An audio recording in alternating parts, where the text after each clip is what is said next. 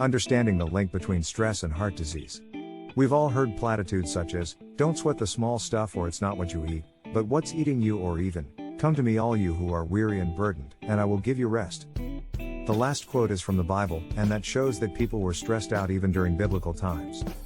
So, stress has been around for ages, it's here to stay and it's not going anywhere soon.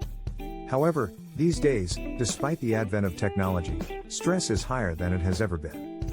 Mahatma Gandhi once said, "There is more to life than increasing its speed."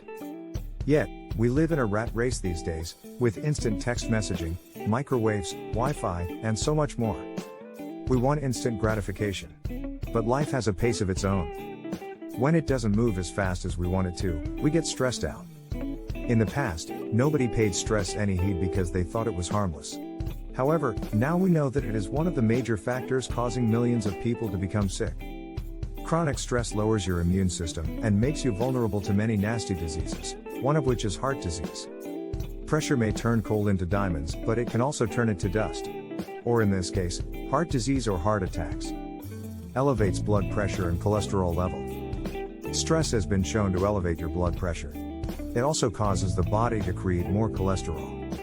Your emotional state has an impact on your physical well-being. There is a definite mind-body connection that just cannot be ignored.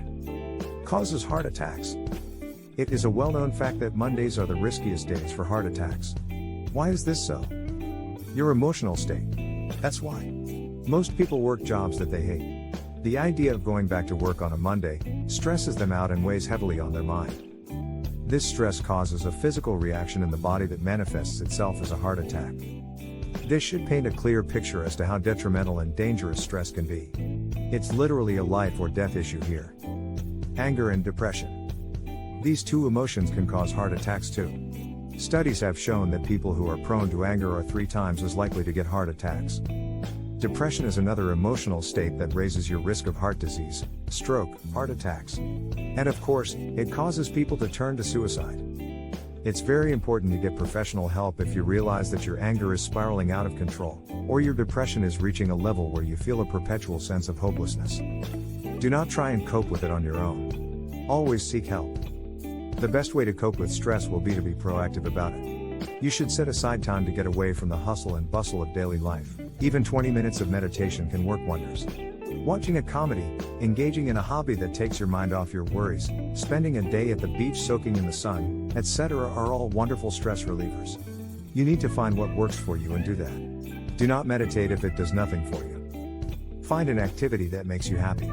Happiness, however brief, dispels stress like no other. Do what makes you happy. And it's during those times where you just don't have the time to take a break, it's crucial that you do. It's not stress that kills us, it is our reaction to it.